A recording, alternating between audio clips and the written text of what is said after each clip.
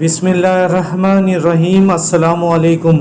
आज हिजरी कैलेंडर 2023 के मुताबिक इस्लामिक तारीख़ क्या है? जी हाँ नाज़रीन, आज की इस मुख्तसर मगर मालूमाती वीडियो में आप चाँद की तारीख़ जानेंगे। नाज़रीन, ये बात आपके इल्म में ज़रूर होगी कि पाकिस्तान में इस्लामी महीने की 1 तारीख़ का ऐलान रुवत हिलाल कमेटी की जानिब से किया जाता है और हमारे जितने भी त्यौहार हैं वो सब चाँद की यानी अरबी तारीख़ के मुताबिक ही मनाए जाते हैं।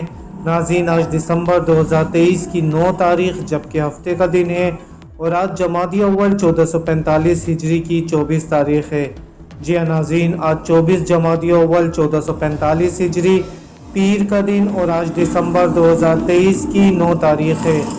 इस वीडियो को बाद में मुलाहिज़ा फरमाने वाले नाज़रीन पहले नई इस्लामी तारीख़ ज़रूर कन्फर्म कर लें। मज़ीद वीडियोस देखने के लिए हमारे इस चैनल को सब्सक्राइब कर लें। अपना ख्याल रखिएगा। अल्लाह हाफिज़।